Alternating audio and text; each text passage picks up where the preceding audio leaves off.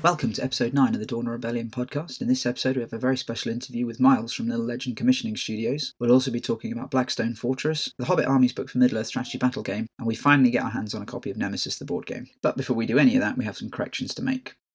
In the last episode when we were talking about the Middle-earth strategy battle game, I made a few mistakes. Some of these are forgivable, others less so. The first mistake I made was when I was talking about how the heroes are differentiated a little bit, and it depends on the sort of standard of the hero, how many followers it can lead. I mentioned that Faramir leads 12 warriors. This isn't true. Faramir is a hero of valor, which means that he can lead 15 followers, not 12. When I was talking about Warriors of the Dead from the starter set, I argued that you can't actually use them without the King of the Dead, and this isn't strictly speaking true. There is a special rule as part of their army bonus that means that in groups of 8 or more, they don't need a captain. Now, it doesn't appear to be a cap on this, so you could, in theory, have a blob of 800. But the important thing is that it is not impossible to run the 20 guys without the king. However, it is impossible to run them with Rohan, because unless Aragorn is present in a list, the armies of the dead are impossible allies with everyone. So I still maintain it was an odd choice for the starter set, but you can play them. And of course, there's always narrative play where you can do what you like. That's it for Corrections Corner. If you've spotted any other mistakes in any of their episodes, please get in touch and I will address them and hang my head in shame.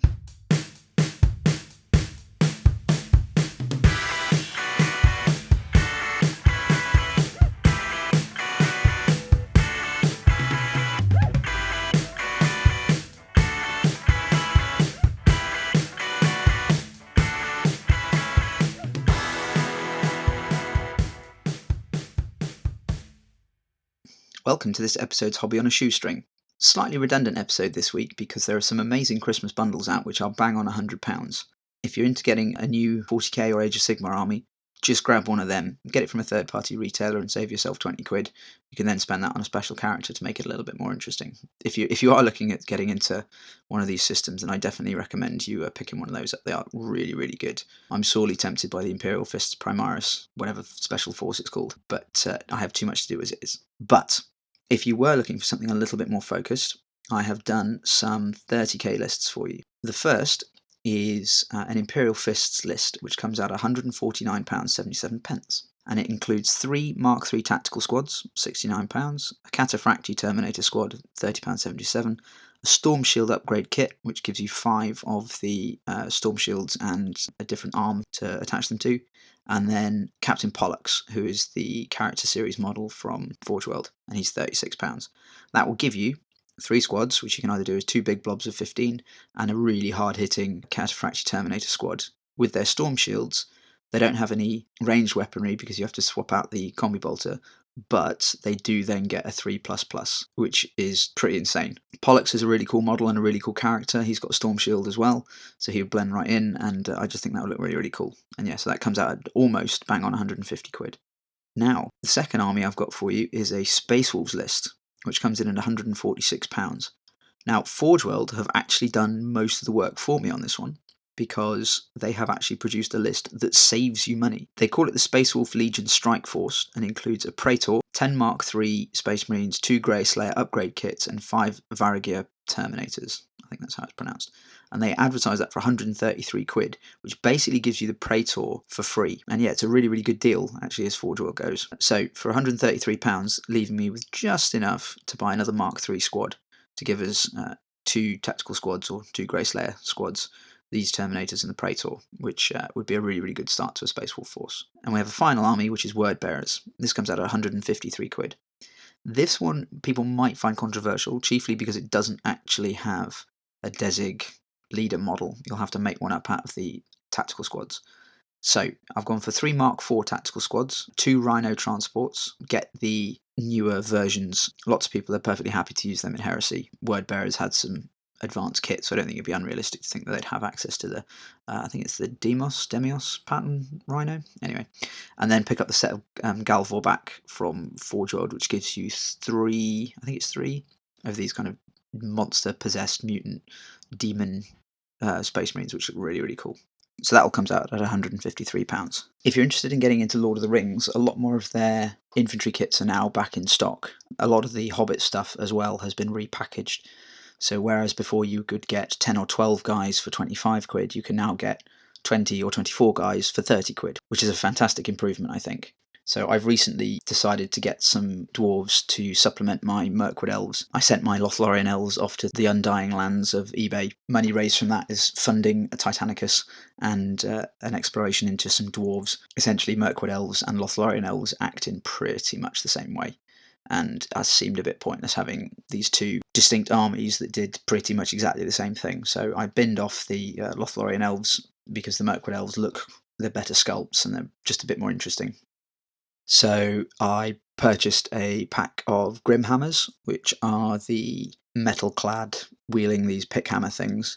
I've got 24 of them, which I'm going to break into squads of 8, I think. And they are being led by Thror and Thrain, who are the old kings of the Erebor lists. And I've got 24 warriors of Erebor, who are a bit more flexible than the Grimhammers, in that some have spears and some have shields. And then they are going to be sort of mixed in amongst the others.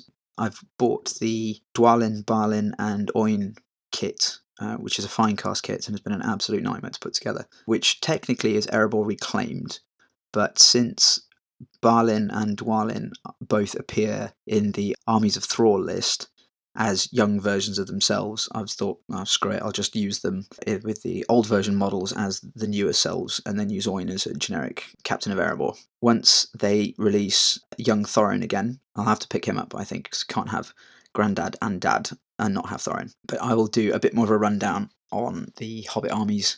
I've got the Hobbit armies book in hand now. I haven't worked out all of the changes, but there have been some nice ones. A couple of bits I still have a bit of an issue with, but we'll do a bit of a rundown of that in a future episode. That's it for Hobby on a Shoestring. Let's move on to the next bit.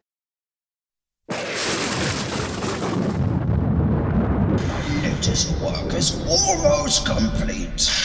All I need is a bit more oil. Where's the Nuln oil? Confounded Pasnigatron, where is the Nuln oil? You have one job. Fine. To the alchemist's workshops.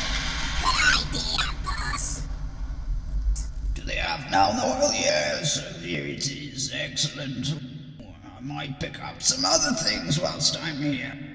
Ooh, this looks interesting. Latest releases at bargain prices. This place is great, boss. So remember, Pasnigatron, whenever you need hobby supplies, visit thealchemistsworkshops.com.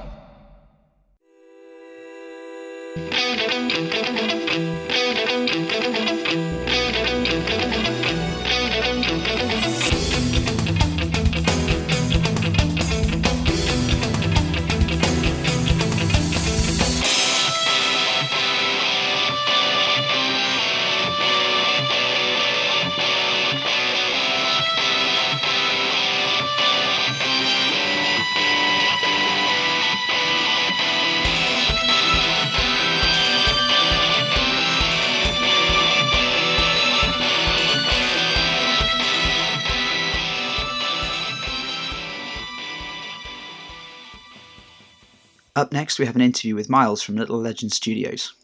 Myles is an excellent painter who I discovered through various social medias. He's on Facebook and Instagram and Twitter and all the rest of it. But he also runs a Patreon system, and I've sponsored him for a few months now. The videos he puts out are excellent, and PDF documents that he puts out as well are really, really helpful. He goes through various techniques and pros and cons of different techniques and materials, as well as explaining things about colour theory, which as very much an amateur painter was quite eye-opening. I hope you enjoy the interview. It's broken into 2 parts, just to keep the length of the episode down, and the second part will be available in episode 10. Welcome, Myles. Thank you for being with us. Yeah, thank you so much for having me on the podcast. I'm absolutely delighted to be here and talk to your listeners. What I'd like to do is just ask you a few questions about kind of your overall philosophy of painting and how you got into it and where you see it going. But it seems like a weighty subject to call it philosophy of painting. Yeah. Like a football manager, like you have a philosophy of play, you just knock a football around, mate. Yeah. Well, maybe that's me, a philosophy teacher by trade. Everything's a philosophy.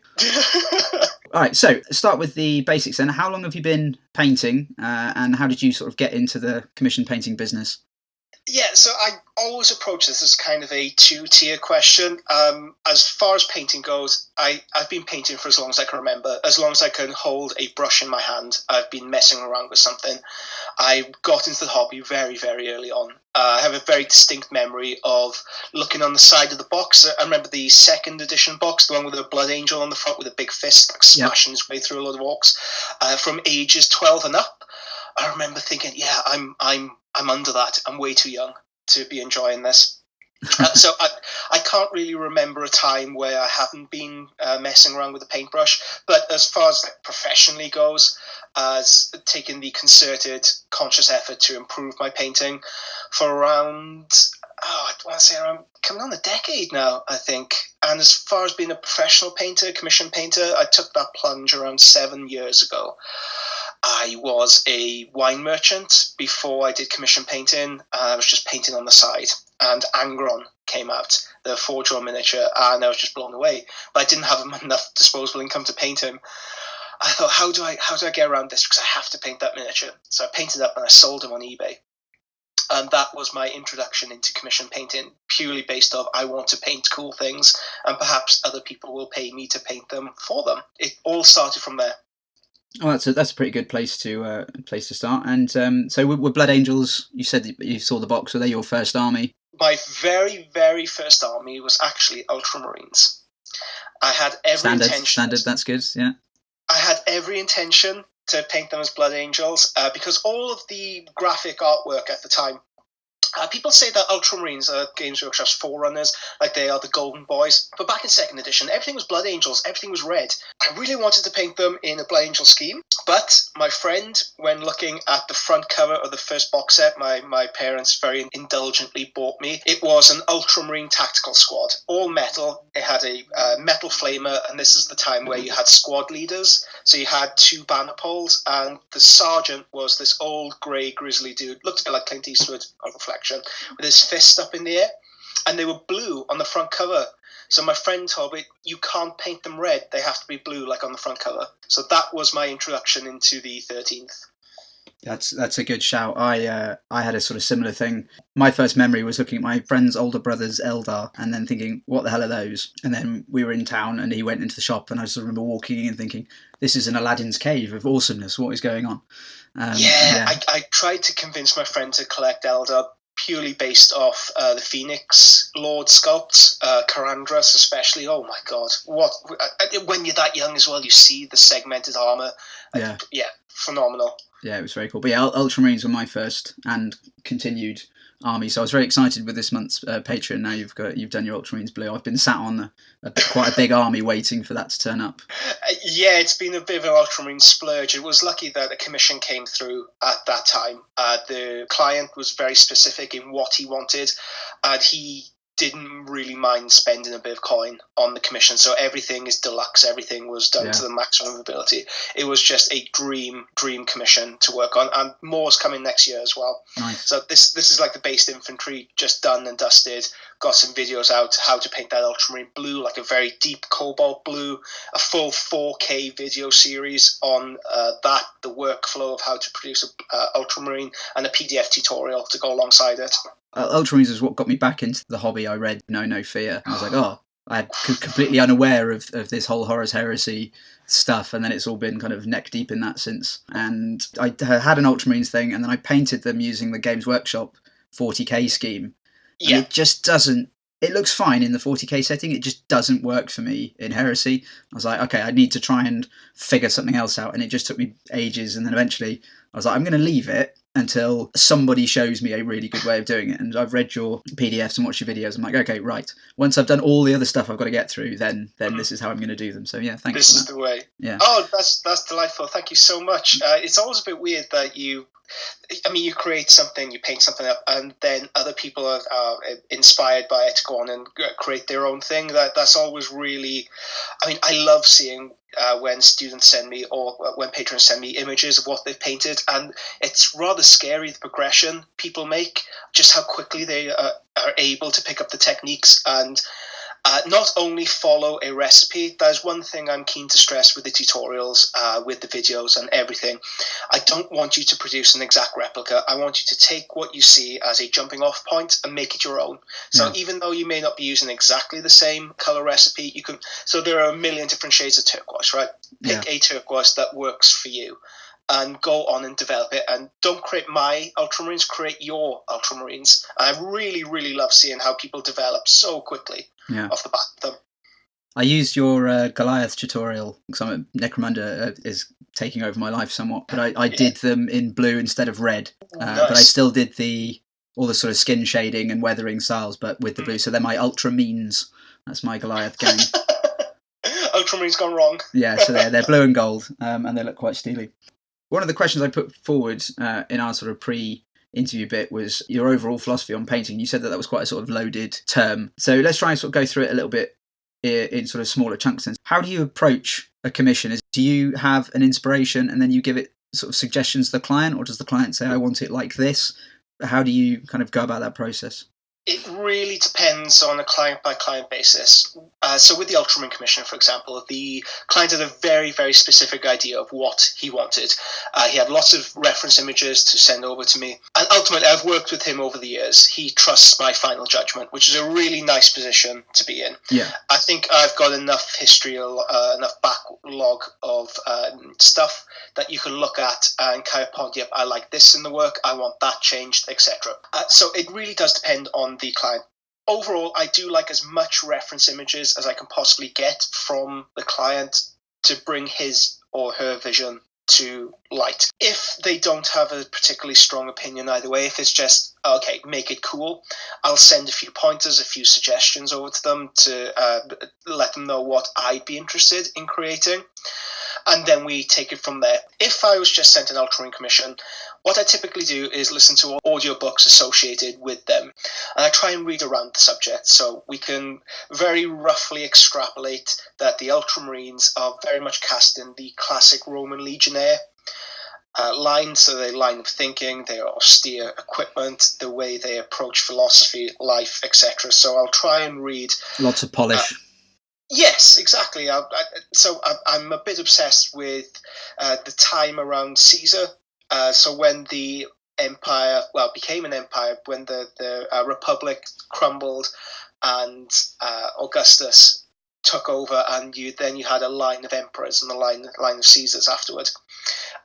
So it was very easy to become enthusiastic about that subject. Yeah. When it comes to things, so I have an English degree, and I have to put it to good use. Research, I can spend all day, every day doing research, and I think I have quite good, strong research skills. I know enough to know where to read into subjects. I'm looking at 1,000 Suns Legionnaire at the moment, then preparing for another commission. You can go into the esoterica, you could look at magic throughout the ages. Graham McNeil's work is just loaded with classical literature and sci-fi references, especially with his work with Cthulhu. When it does come to approaching a subject, I try and read, or ideally have it on audiobook while I'm working on other things. So when I come to the job, I'm very, very enthusiastic. When I come to tackle it, I feel like I know the context, the structure of the piece, and I'm able, even if it doesn't really manifest itself immediately with some of the more mechanical aspects of the commission, so the base coating, the washing, the airbrushing layers, etc. There'll be a few details, a few flicks of the wrist, a few little pieces that work their way into the commission that I think separate me from more of a batch painting approach. I learned very early on that I wasn't suited to paint 20 Gretchen. I wasn't the kind of commission artist who could take like a very low price commission, because that's not how I enjoyed operating. And when I paint miniatures, I kind of treat them as my own. I find it very hard leaving go of them at the end of a commission. I feel like if I need to put like an extra highlight on something, if I need to add that extra detail that will really make the project sing, and not doing it for a time constraint, that's not the commission artist I wanted to be. So I learned very early on my pricing structure to reflect that. I think I am slightly more on the higher end, a higher scale of the pricing. But if you commission me as an artist, not just as a 2, 3, 4 color block minimum guy. No, I think that's very reflected in your work, and you are definitely good enough to sort of get away with that sort of thing. So that's good. Got there in the end, yeah. Yeah, well, of course, It's been like a you process. said, a long old process. Is this a full-time thing for you? It is, yeah. For 7 years, it's been a full-time thing. So when I worked for the wine warehouse, loved working there. So they make, when they hire you as a trainee manager, and they make you undergo a thing called a WSET exam, a wine spirits exam trust, and this is quite an expensive, quite a prestigious course that they make you undergo. But one of the perks of it, apart from reading up about viniculture, how certain spirits are made, etc., is that they make you drink absolutely everything in the warehouse. They develop your palate to the point where you're able to blindfoldedly drink wine and tell where it comes from, the grape variety, and in some cases to tell whether the manufacturing process. So with Chardonnay, for example, the more buttery tones you get, you can tell that it has more of an oak influence to it. So that's, yeah, you can see why I loved working there so much. But I was taking commissions on to earn a bit of extra coin alongside it and to paint up cool things. And I built up a list of clients. I built up such a list of clients that I could do it full time, kind of, just under minimum wage, but I could feasibly live off it. And I thought, I'm young enough to do something really dumb with my life at this time. I have a degree, I have a master's. If the commission painting doesn't work out, I can move on to something else relatively quickly. I thought, why not? Give it a whirl. And that was around 7 years ago now. Oh, excellent. That's good. I think, that is, you do need to be in a safe position to be able to take those risks. I know that seems like a slight paradoxical situation of being safe and taking risks, but yeah, like you say, you're young enough to make a stab at that. Yeah, I completely agree. You see so many people dream about becoming a commission artist, but they don't necessarily know how to run the business. And the brutal truth of commission painting is that there's 1,000,001 different studios out there at the moment. Everybody has their own thing, and it's quite a hard industry to break into right now because it has an oversaturation of talent. And for the first few months, unfortunately, you will be working under minimum wage if you're good. If you are developing, you might not even be earning minimum wage, at which point you have to examine, is this for you? Do you want to do it as like a side thing? In which case you have to make a further decision. What kind of jobs can you take? So commission painting, it does feel like that pot at the end of the rainbow, but the reality of it, you do encounter some pretty difficult choices along the way. Yeah, my buddy Alex has asked me to paint some Imperial Fists for him just because he has even less time than I do. Yeah. And he's paying me in models rather than cash, so we can run rings around the taxman. So he has a Games Workshop wish list. So he bought me some Mirkwood elves to do a squad of Terminators kind of arrangement. But so I was sitting there working out the hourly rate, and I'm going, I'm on about £1.50 an hour here. There's definitely no way this could be an achievable career. Yeah, you really do have to examine your motivations for getting into it. In that particular instance, that's great. You have a friend. With my friends, I don't generally tend to charge them. Don't charge close friends because money and friendship getting tied up is a weird thing. And in that instance, he's buying you models, he's buying you things that fund your own hobby, so you aren't buying them, and you get to paint something cool. So the motivation is correct in that instance. You aren't relying on it to pay your mortgage, to feed your child, or do anything important with it. So you don't have that very horrible pressure on your back to produce. Yeah, exactly, yeah. What would you say is your sort of favourite technique to use? At the moment, I'm kind of ink washes and oils as weathering is the new thing that I picked up from you, and that's the thing that's sort of taking over. It's not really conducive to Lord of the Rings, which we're doing a lot at the moment, but certainly with Necromunda and Heresy stuff, I'm sort of slapping the burnt umber everywhere at the moment. Oh, good. Good, yeah, just to weather everything up. Oh, good. Favourite technique? Whenever you're asked this, it's a bit like asking, what's your favourite colour? It changes from time to time. What's your favourite movie? What's your favourite food? It changes. So a couple of months ago, I was obsessed with painting black with using purple, blue, and yellow. Believe it or not, that video is coming up this month in the advent calendar, so you're gonna really love that, I think. A few months before that, it was non-metallic metal. Before that, what was I really obsessed with? Oh, loaded brush technique. That was really, really my thing. But at the moment, it's modulating underlying colours with oil paints. So instead of using oil paints as a stain or as a pin wash, use it slightly thicker to modulate flat tones. So if we take white, for example, we paint an apothecary. We have some really nice tones built up with an airbrush. We can go on further to modulate those with browns, with blues, with greens, even with yellows, to give them more variation. Because when we end up with an airbrush layer, it looks very, very nice, but it does look flat. The image looks uninteresting because there's no scratches, there's no life or character to it. By introducing the oils, you breed that character, you breed that interest, that history in the miniature. So that's what I'm experimenting with at the moment. Modulation using oil paints and enamels. You could do exactly the same process with enamels. The difference between enamels and oils is that the enamels dry much quicker. I'm going to have to pretend I understood any of what you just said. So yeah, I will look forward to the video on that one because in the next few months you'll be able to see what's coming up. Yeah, I think that's a big part of the issue I have with my painting is you keep talking about colour theory, and I don't think I've quite wrapped my head around it properly yet. I think that will help. Learning a little bit about colour theory. So that is one of the more popular courses with the one-to-one online tuition that I run.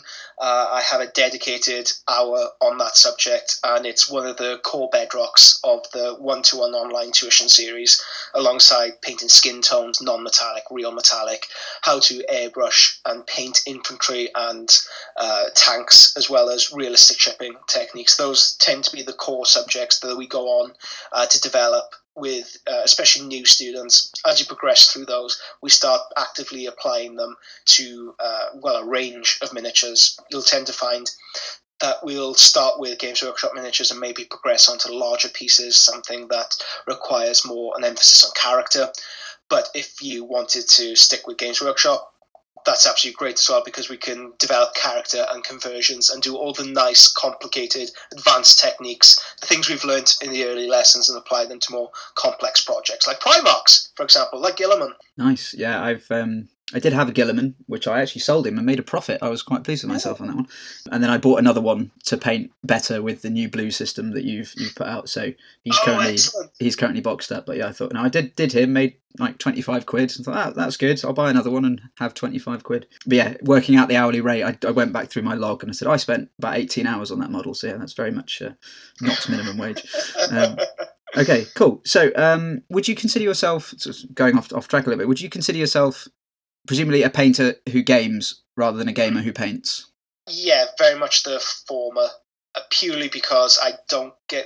So I've recently had a son, have a family. I don't get as many opportunities to game as I would like. My original gaming group that I grew up with, they've all kind of spread around the country, around the world. And I've recently found a very, very good group.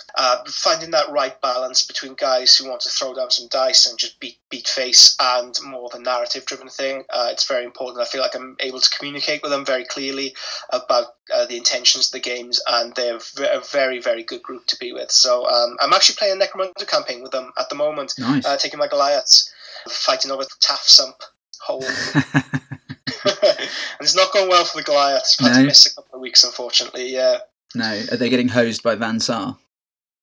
Escher and the Poison. I play Escher. It is brutal, isn't it? It really is.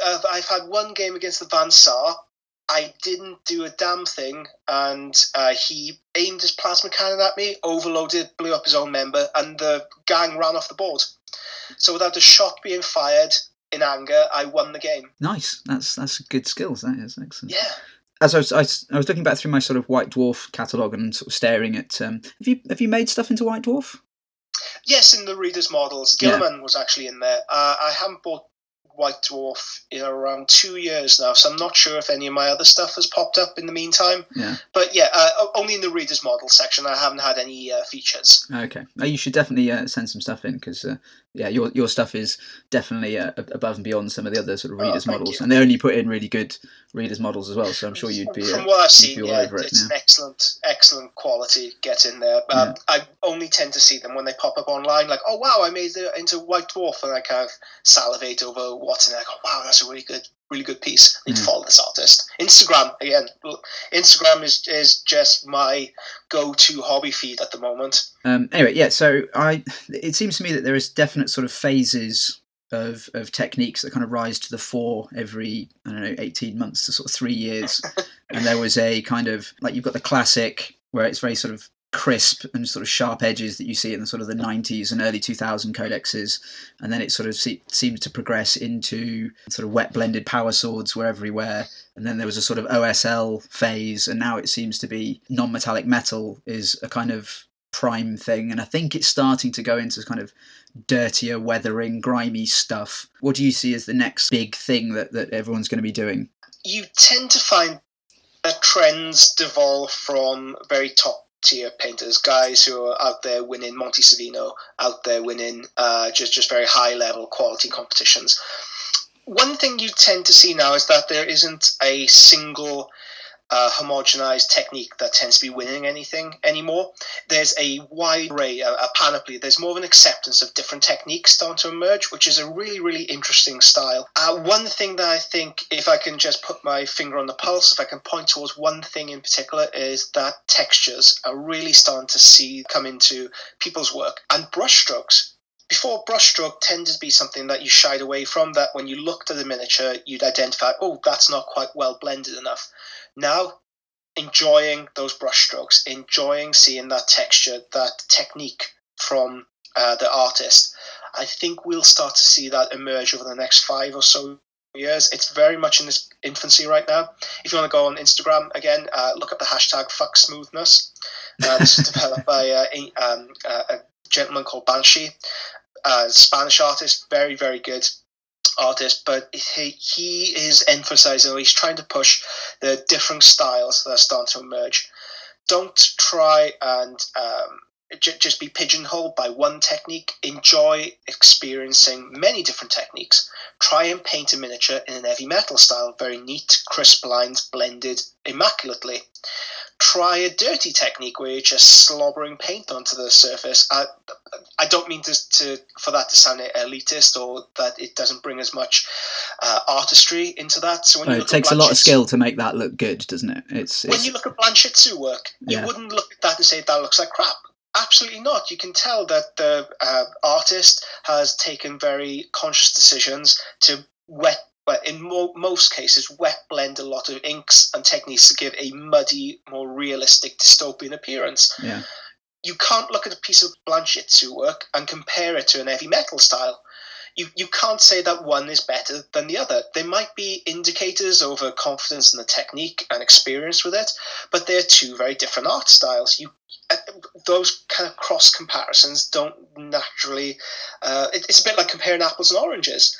And I think that's what's so great with our community now, with our integrated community, with seeing so much stuff come out of Instagram and Facebook, that there isn't one technique anymore. There's a plethora and an acceptance of many, many different interpretations of these techniques. It's so exciting to be a part of miniature painting at this particular time in history. Cool. That sounds amazing.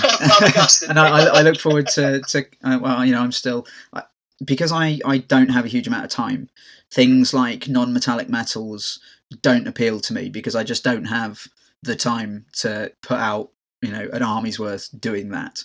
Oh God, no. So I really enjoy the weathering stuff at the moment, just because you can get a really effective. I'll put my hand up. I can paint to a reasonable tabletop standard, and I'm pleased with what I put out.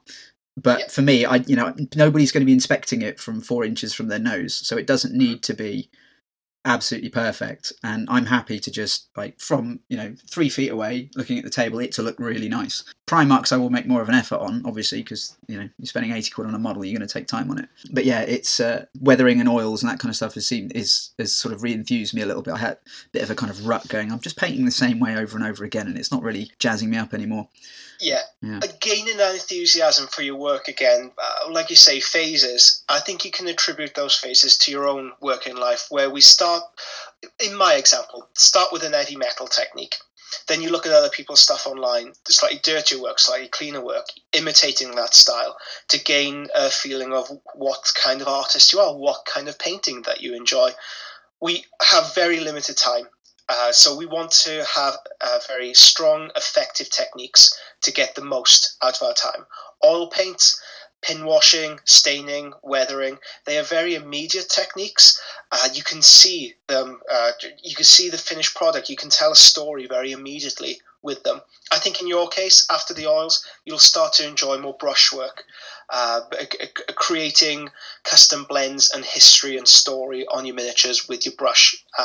Well, if my students are anything to go by, that's the progression that they go through as well. Yeah. I've just finished doing a Thranduil actually, using the Forge World kind of model as inspiration. Do you play the Middle Earth game at all? I don't know. I've painted up a couple of miniatures from the range for a collector, but no, I haven't played any of the game. I've heard it's quite a good game system. It is brilliant. The last episode on the podcast was all about it. And then I was looking at the Forge World thing, and I zoomed in on their big 360 picture, and he'd painted the individual hairs on the elks, like flanks and sides. And I was like, no, I haven't got time for that. That's gonna look crap and just take me 18 hours. So no, I'm just gonna leave it with that. That looks fine. I think it was Pedro did that, who works for the Forge World Studio. Apologies if I've completely balls that up, but yeah, the artistry coming from those guys is just freaking phenomenal. Yeah, I think I met him I went to the Weekender a couple of years ago. It was like 2016, and when they just brought out the Breacher Shields, and he'd done the Ultramarines, and I was asking him about that, and again he was talking about all this stuff, and I was just sort of smiling and nodding, going, I have no idea what you're talking about, but it looks very good. Thank you very much. So on the subject of very good people, you were talking about sort of the elite people who are sort of leading the charge in the painting world. Whose work, when you look at it, makes you want to just sort of snap your brushes in half and go, oh, what's the point? Oh, yeah. Snapping your brushes, it's always one of those things that it kind of makes my toes curl. When you see that, I understand the humour behind it, but, oh, goddamn, why would you want to snap your brushes when you see a piece of artistry? So Sergio Calvino, have a look at that guy and have a look at his non-metallic metals. They are a thing of Caravaggioan beauty. They are unbelievable to look at. And it's one of those things that when you look at, you may think, I will never, ever paint like that. But don't take that as a bad thing. Don't take that as a knock to your confidence. That just means that isn't the kind of painter that you will be. That isn't the painter that you will develop into. It's worthwhile to examine the work, see the paint reflections, admire it. But I think when you get that feeling of, I'm just going to snap my brushes, it's a reflection, it's a realization that isn't the kind of painter I will ever be. I will grow in a different direction. Bohan is another artist who I just simply stand agog with his work. He's actually working on an Emperor's Children Phoenix Terminator at the moment. The precision of his work, the detail, the level of unbelievable detail. If you actually look him up online, Bohun, so Bohun, World Eater's Dreadnought, and all the freehand, the level of detail. The guy actually paints. He's not the way he paints. He's in a reclined position, and he paints with the miniature quite close to his face. Now this is to make sure that his back doesn't hurt at the end of a painting session, and that just blew my mind. That he spends so long on minute details. But by God, the work is astonishing. And it's one of those works, again, I learned very early on, I would never be that kind of very highly precise precision, almost obsessive in the detail. Sorry, I've just looked up his thing. That is insane. Yeah, so that moment of realization when you look at his work, I will never, ever paint like that. Yeah. And you know what? That's fine. That is absolutely fine. If you were never meant to paint like that, if you never can paint like that, that's fine. That's just a recognition that isn't the painter you were meant to be. Yeah. Find things that you connect with emotionally rather than like in your head. One artist again that I love viewing the work of is Banshee. Now that is an artist I feel like I can connect with, and that is an artist I feel like I can introduce his themes into my own work. He works very, very quickly, very big, expressive brushwork skills, and that reflects my personality, my style of painting, how I enjoy engaging with painting. In the instance, very quick, very kind of like emotionally charged initial brush strokes. And we are talking I'm not talking about bashing out like 20-line infantrymen. When it comes to Primarchs, for example, this is the higher end paint. These are the nice techniques that you want to employ on your characters. Don't have emotionally charged brush strokes on 20 line infantryman or Solar Auxilia. You'll burn yourself up very just quickly. get those guys done and out. Don't worry about those. But looking at his work, it is that's the kind of artist that I feel like I can connect with, and that's who I can emulate. That's why those kind of techniques I can introduce into my own work. Just brilliant artist, and again, one of those artists that's feeding the community. And you're seeing some really interesting looking work coming up at the moment. But there's such a wide variety of different guys working out there. There's a guy called Wee7. Again, on Instagram, he's done a just unbelievable job on a Telemon Dreadnought, and he's done it in an Art Deco style. Now, when you look at it, it may not initially connect with you because it's not the typical gold and red. It's done in a very, very different style. It's painted as an art piece rather than as a gaming piece. It's one of those things that you can look at and think, wow, that's amazing. I'm so happy I managed to get to see that. Then there are other artists out there like Andy Wardle, phenomenally precise technical painter. Mark Masclans, Spanish expressive brushstrokes, does a lot of teaching courses in the UK and in Australia, I believe, with the Cult of Paint. I was just looking at Matthew Kane's work on his Custodies today. As soon as I see anything he posts up, just save those in my save folder online. And you don't necessarily have to look at those very top end quality painters either. There are just the overall level of paint in our community has raised so much over the past few years because of things like Patreon, because of things like teaching courses. I always tell people that I much prefer looking at maybe less technically accomplished paint jobs, but you can tell that there's enthusiasm, there's a story, there's some genuine love put into that army, rather than maybe more technically developed paintwork that doesn't feel like it scratches that itch. Doesn't have a soul. Exactly. Yeah, exactly. With Christmas fast approaching and 2019 on the horizon, have you asked Santa for anything in particular? I'm in a bit of a weird position when it comes to that because all my purchases are tax deductible. I don't. That is amazing. Yes, yeah, it is. It is pretty freaking cool because this is a business. I need to be informed with the story. I need to be up to date with the rules to make sure I know what models are selling, etc., etc. I'm definitely going to have to take this. If I can get one person to sponsor the podcast, then I can technically be a business. Really? Okay. Then I can technically start getting tax deductible stuff for all this. That'd be amazing. Thank you. I will look into that. But yeah, anyway, sorry, you were saying. No, I don't generally tend to ask for anything from friends or family in that regard because I could buy it myself and I can just claim it on the tax for obvious reasons.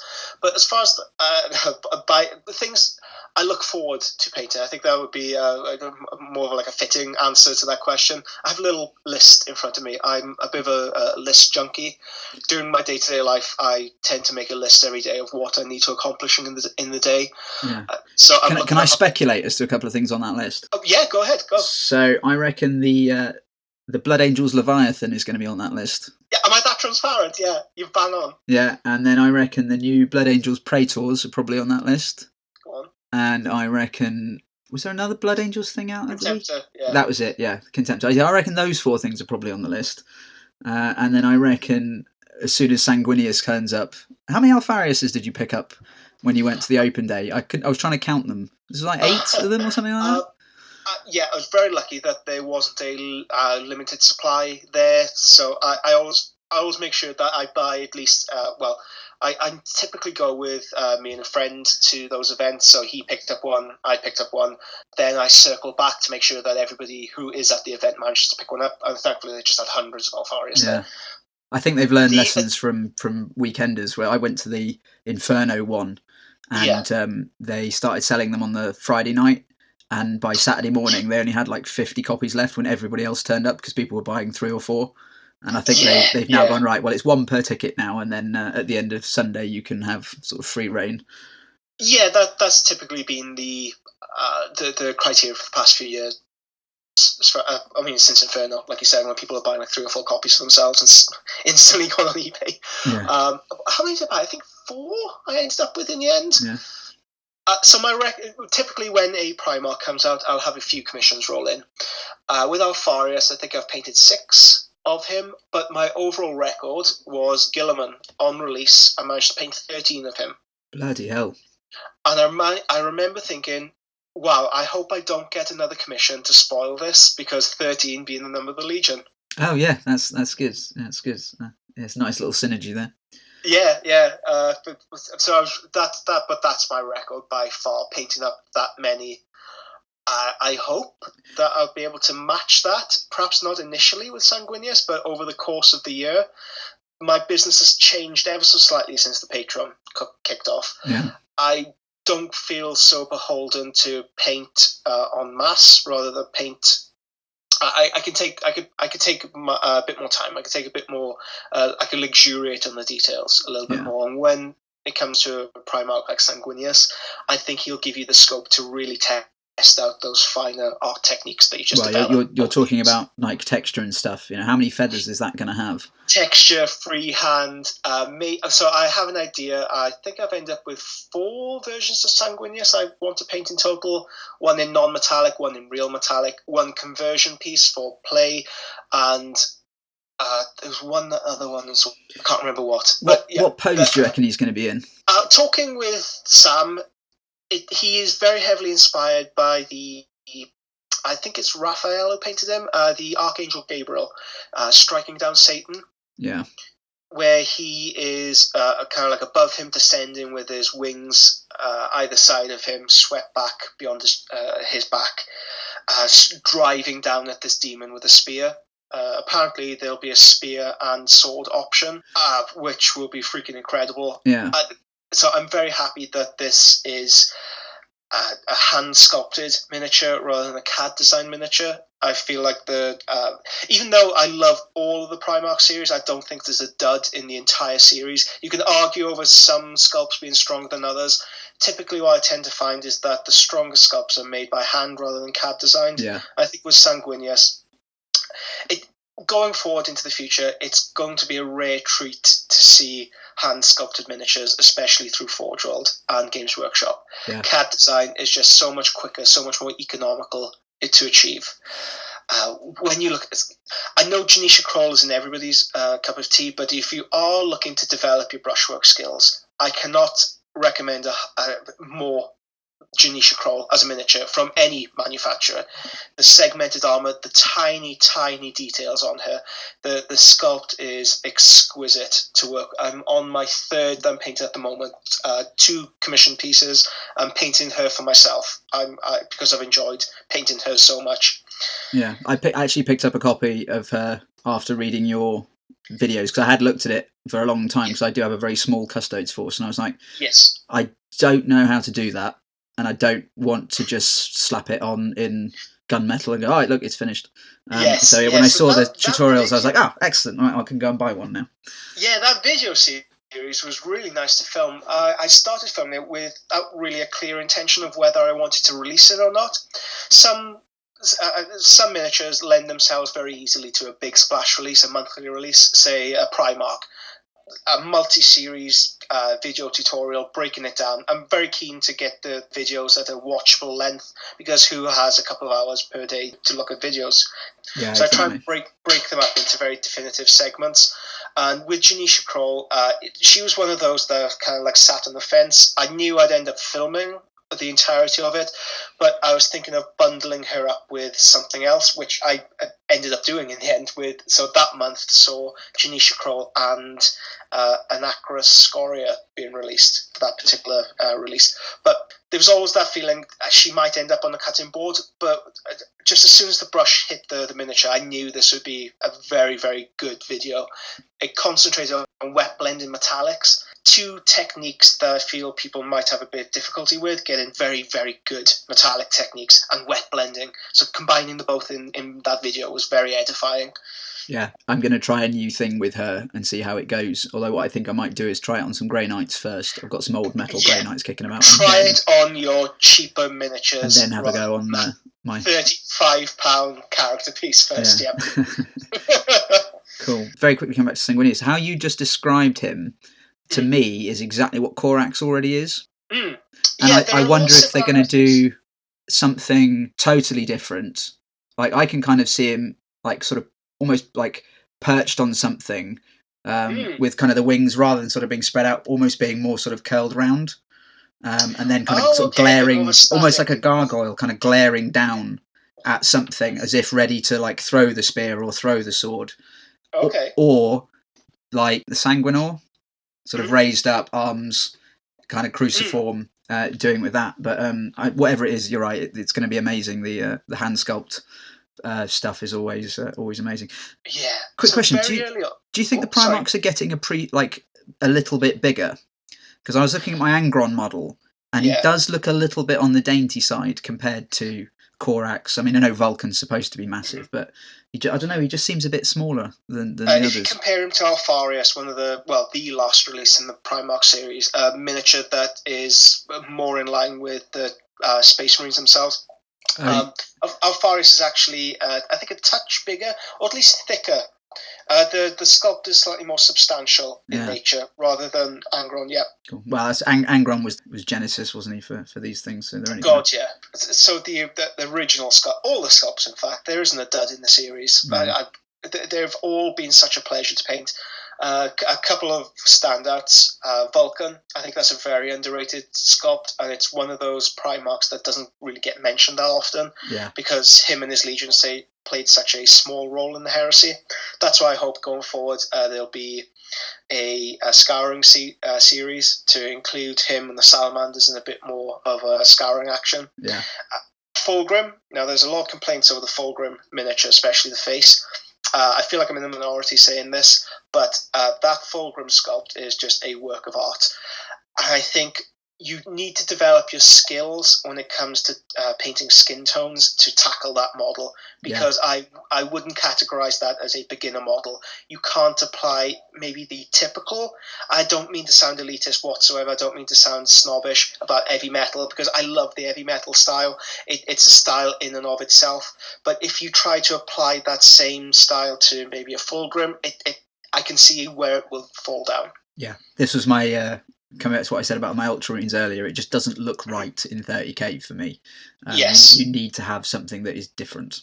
Yeah, the heresy is a perfect analog for developing your skills as a painter, as a hobbyist, because the Horse Heresy series itself is generally seen as a grittier, advanced, maybe realistic reflection of what future warfare would be with magical spacemen and angels. Yeah. Much in the same way as heresy modelling does tend to take a strain of militaristic modelling, which is a lot more realistic in nature, that wants to explore the gritty dirt underneath the fingernails, if you will, when it does to miniature painting. So they both reflect a certain style, a more realistic style, something that you can maybe have a bit more of a grit to. Yeah, it's strange. You can pick up a Land Raider that has no weathering or oils on it and go, this is my 40k Land Raider, and everyone goes, oh, it looks really good.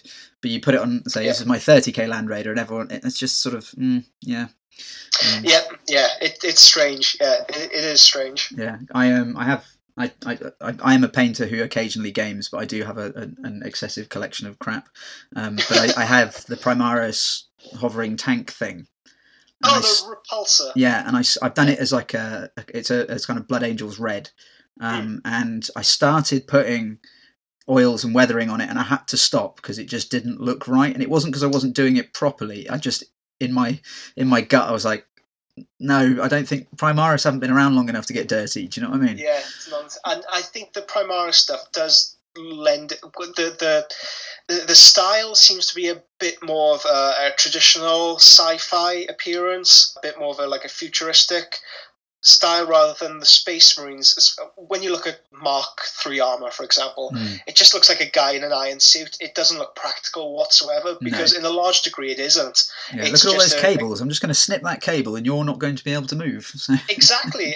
It was part of the atmosphere that this was mass manufactured, get you by armor. This wasn't meant to be a idealized. In all possible scenarios, if you could design a Space Marine armor suit, it would probably end up looking like a Primaris Marine, something that is more self-sufficient, that covers more of your chest, covers more of your extremities, something that doesn't have open cabling. I think that's more of an idealized sense, but whereas the other armor plates, they were more, this will get you by, this will just get them out and killing things.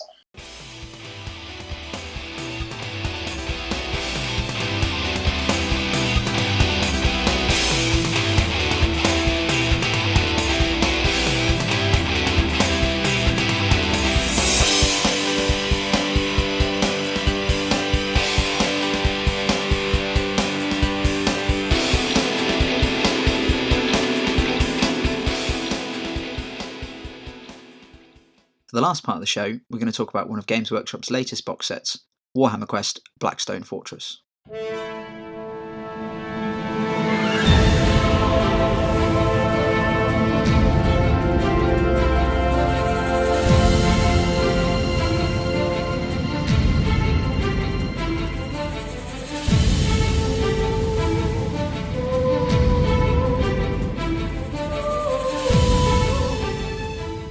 Blackstone Fortress is Games Workshop's latest venture into the 40k universe and looks to expand on the lore and develop the storyline in a new and interesting way that has its foundations in the Warhammer Quest games of old. From the back of the box, it says this: the galaxy is riven with strife and horror. In this age of darkness, the desperate and intrepid alike search for long-lost technologies that may be used to turn the tides of war. In Warhammer Quest Blackstone Fortress, you take on the role of a group of disparate explorers delving into the labyrinthian halls of a vast and ancient space station. Only by working together and balancing your strength and skills can you hope to survive. With each expedition, you will discover powerful archaeotech and learn more of the Blackstone Fortress's closely guarded secrets, including, perhaps, the location of its greatest treasure, that which lies concealed and protected within the hidden vault at its very heart. It's designed for 1 to 5 players and takes about 2 hours to get through a good session once you know what you're doing. The Blackstone Fortress box is pretty impressive. Most Games Workshop box sets are these days, but I was particularly impressed with the quality of Blackstone Fortress. It's got a huge amount of stuff in it. It's got 44 models, 9 explorers, which are broken into 9 explorers, 3 Chaos Space Marines, of which one of them is a special character called Obsidious Malix. There are 2 Rogue Psychers, 14 Traitor Guardsmen, 4 Chaos Beastmen, 4 Negavolt Cultists, 4 Ghouls, and 4 Spindle Drones. The minis themselves are superb. A particular favourite of mine is Pius Vaughn, who is the missionary zealot. She's the girl with the flamethrower chainsword. I'm not quite sure why I gravitated to her, but I did, and I've been running her in the games that we've played. UR025 Imperial Robot is another favourite of lots of players. There's always a bit of an argument over who gets to run him. And I quite fancy Yanis Drake, who's the rogue trader, though I'm not a big fan of the vape pen thing he's got going on. Really interesting to see how they've taken aspects of 40k universe like the Imperial Navigators that they haven't really done before and being able to introduce those into the game. Included in the rest of the box are rules booklets, background booklets, combat system booklets, which is a really nice idea. Rather than having to wade through a big thick rule book to find the combat bit, they've just put it all in a separate 16-page document. There's a Precipice booklet, which is a post-game sequence event, and they've included data sheets so you can use each of the models and characters in the game in regular games of 40k. They've got match play and power level stats for all of them. There are 40 board tiles, which are all double-sided, 234 cards of various types, and a load of counters, markers, and a load of dice, including some special dice specifically used for Blackstone Fortress. I'm going to confess that the first time I saw pictures of Blackstone Fortress, I wasn't hugely impressed. I think it was more to do, well, I know it was more to do with the gaming tiles than anything else. And when I first looked at it, I was viewing it like the game tiles from Calth or Prospero or even Necromunda. And I just thought, there's not a lot there. There's only 40 tiles. How are they going to... They kept talking about this huge overarching campaign. I was like, how are you going to do that with so few tiles? What I didn't realise at the time, however, was that the campaign isn't built like a traditional mapped adventure, or not as I was expecting it to. So once you've got your group of explorers assembled, you create a deck of encounters which are either challenge events, which are, some of them are funny, some of them are almost impossible, but they're non-combat orientated ones mostly, and combat scenarios. Now each combat card has a layout of tiles, and that's what you build for that particular instance. Now there's 40 double-sided tiles, which is, a staggering amount of combinations, and the combat cards, there's loads of them, and it allows you to, you can never play the same map twice if you really wanted to. And so after I'd sort of revised my opinion of those, I was fairly hooked on getting it. And I wasn't the only one. It seems to have gone down an absolute storm. It retails at £95 from Games Workshop. I got it for 72 something, I think, from Alchemist Workshops. And yeah, it's a brilliant, brilliant game. We've played it for 2 weeks now at the club, and we've got another session this week, which is going to be a more significant event. I'll talk about that in episode 10. But my first impressions of the game are that it's really good. It took a while to set up and to work away around the rules. The rules are really straightforward, but you do have to do some double checking because it doesn't necessarily work how you think it would. This isn't 40k.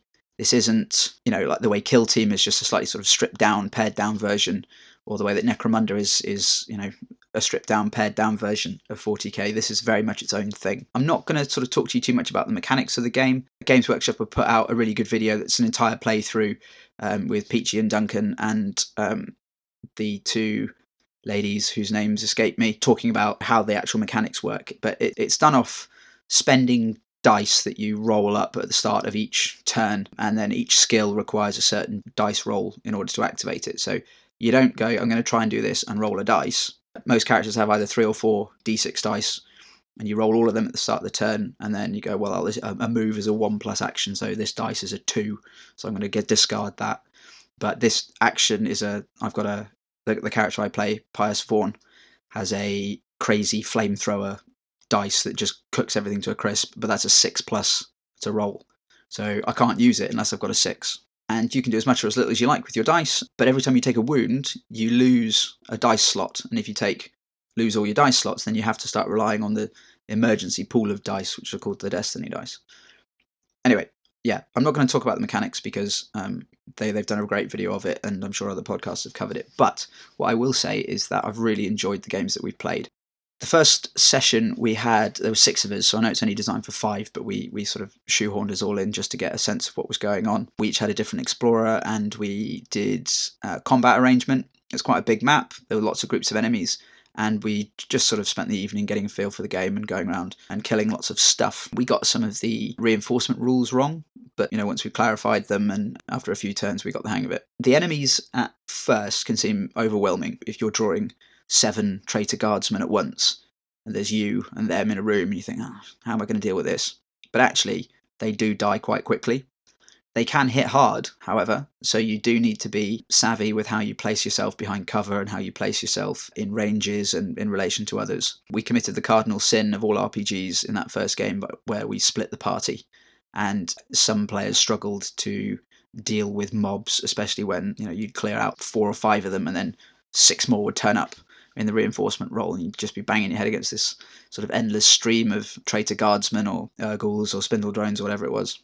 The character I played, Pius Vaughn, is a religious zealot who has been inspired by watching one of the other characters, whose name escapes me, the minister and priest, was executing a load of people, and one of them escaped, and Vaughn set him on fire and joined the priest as his acolyte.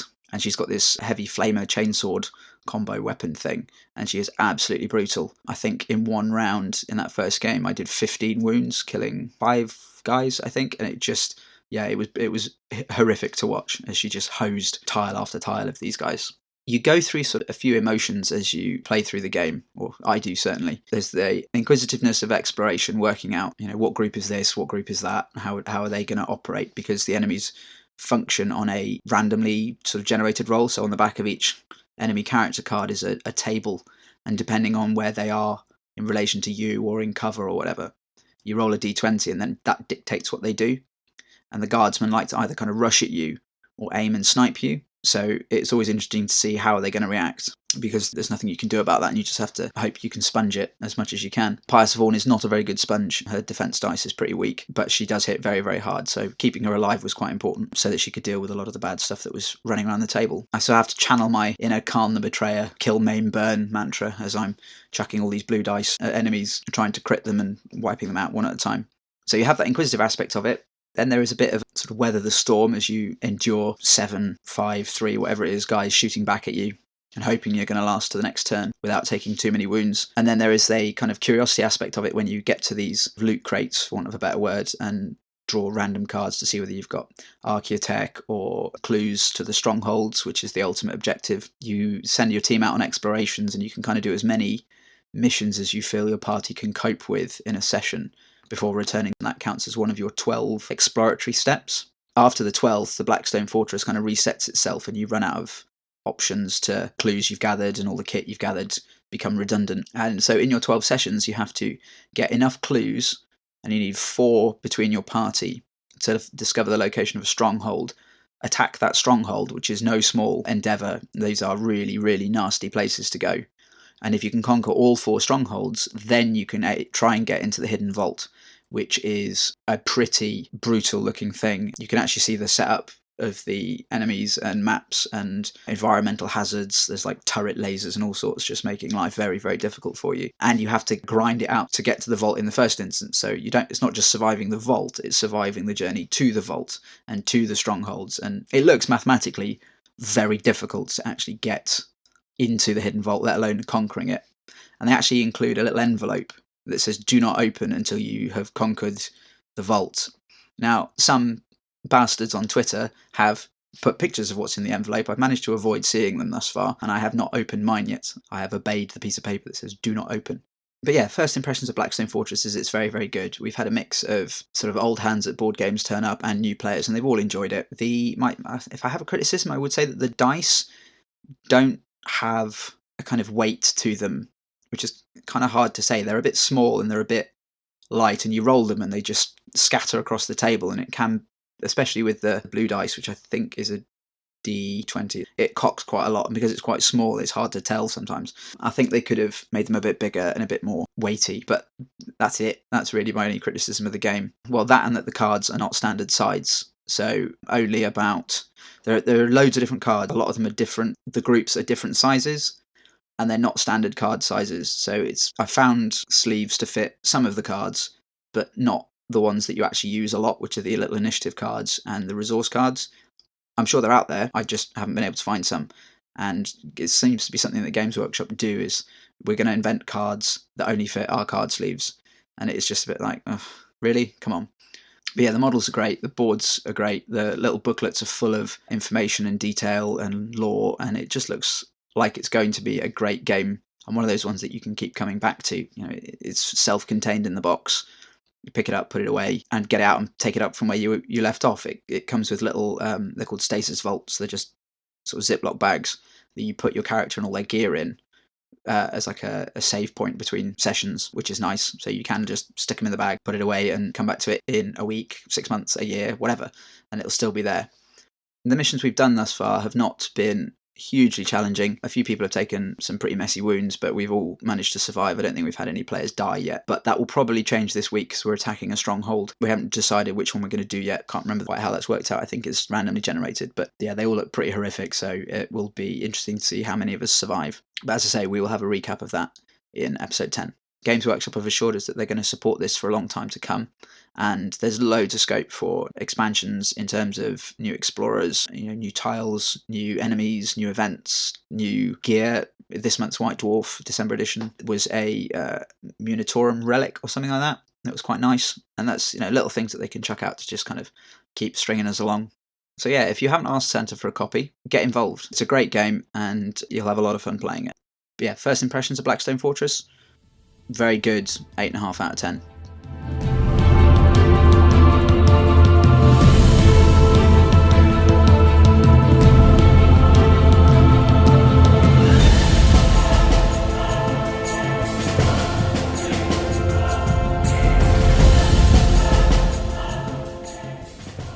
We have set up a little bit of a Patreon campaign, which is designed to subsidise the running cost of the podcast. We could set up a website, have some Facebook community advertising, that sort of thing.